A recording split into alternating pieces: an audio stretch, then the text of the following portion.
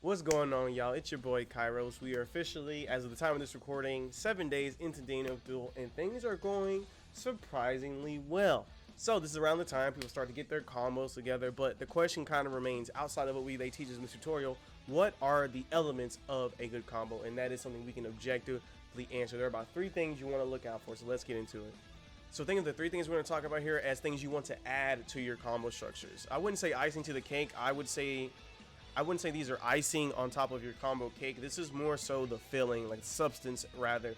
So the first thing I want to talk about here is this notification that shows up when you're in your combos with a mana skill. It says critical hit. What the fuck does that mean? You can't crit in this game. What's going on?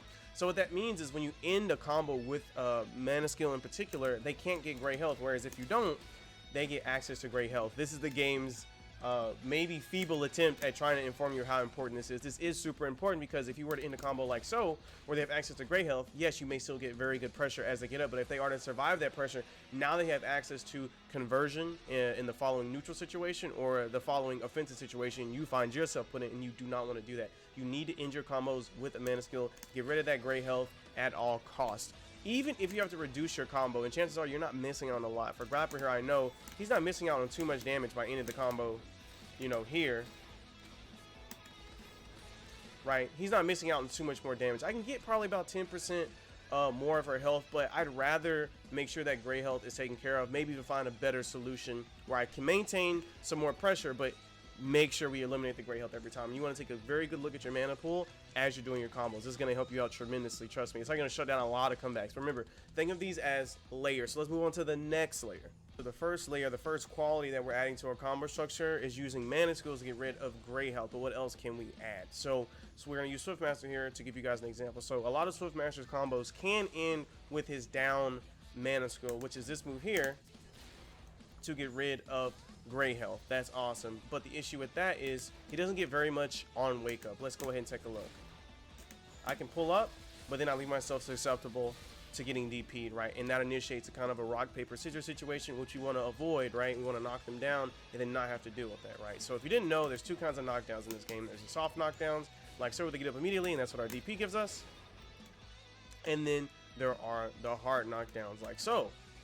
And the great thing about the hard knockdowns is they get up at a fixed interval of time, right? And we know when they're going to get up, and it's going to last a minute. So what can we do in that span of time? Swiftmaster has a fantastic ability where he can summon his Nados as this move hits, and now he doesn't have to guess at all when the opponent gets up if they're going to DP or not, because he just has the tornadoes throwing out hitboxes. So he doesn't have to play RPS. He can kind of see what's going on and then go from there. But he can't get that off of this.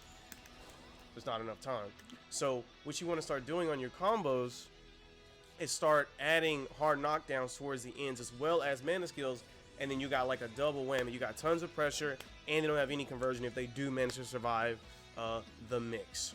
And so the final layer that we're going to add to our combo structures requires a little bit of conscientiousness, as opposed to the other 2 were kind of more mechanical, right? So let's take a look at this combo here.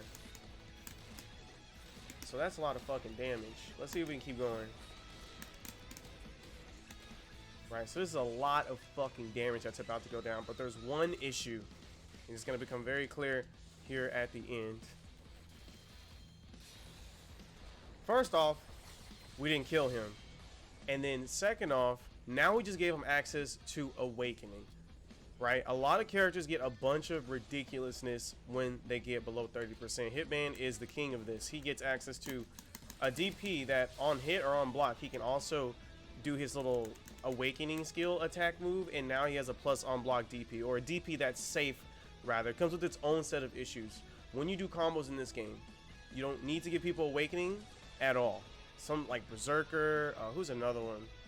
Oh my god, Ranger's like a full screen just gun. It's insane. You can't jump, you can't do anything. You can just threaten this. So one thing you need to be very cognizant of as you go throughout your combo structures, or just combos in general, is you do not need to give people Awakening. You need to get them as close as you can to Awakening and then kill them. So that kind of begs the question, right? We got layers 1, which is in with a mana skill, layer 2, which is hard knockdown, and layer 3, which is don't give them Awakening. So that begs the question, then what is the optimal combo structure? We're going to involve layers 1, 2, and 3. Let me show you what I got for Grappler here.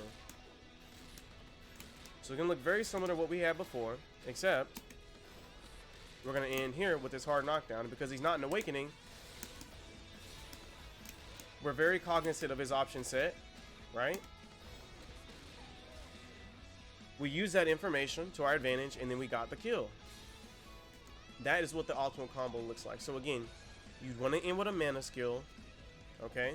You want a hard knockdown, and you don't want to give them awakening. If you could just do this, your pressure will be like 5 times more magnificent. I know it may not seem like much, but trust me, it's going to be different between life or death in this game, because again, this game doesn't have a big mechanical barrier. It's all going to be about cognizance and just very, very good decision making. If you just add these to your combo instructions, I'm sure you're gonna get a lot more consistent results. But that is it for this one, guys. Check out the playlist if you haven't caught my other videos. We talk about DPs and other basic mechanics. If you guys want to see more, be sure to like and subscribe, and let me know what you guys think down in the comments. I'm gonna be a little bit in the hyperbolic time chamber for a minute, because I want to get the ultimate grappler guide out to you guys before new games start coming out. We have so many fine games coming out this month. So yeah, thank you guys so much for watching, and I'll see you in the next one.